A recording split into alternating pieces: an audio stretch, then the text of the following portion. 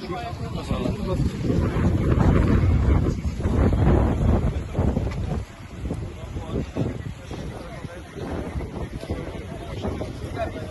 sola kayabilirsiniz arkadaşlar. Biraz sağ tarafa kayın. Size göre sağ tarafa kayın arkadaşlar.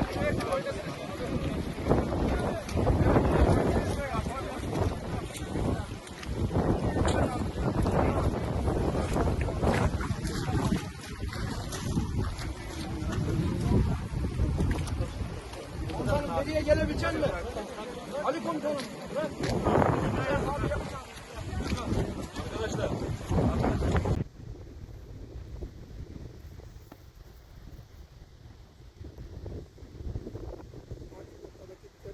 Arkası Nimet Kılıç'ın evinin olduğu noktaydı. Az ileride ilerlediği yönü gösteriyor ve birlikte şurada çalınır.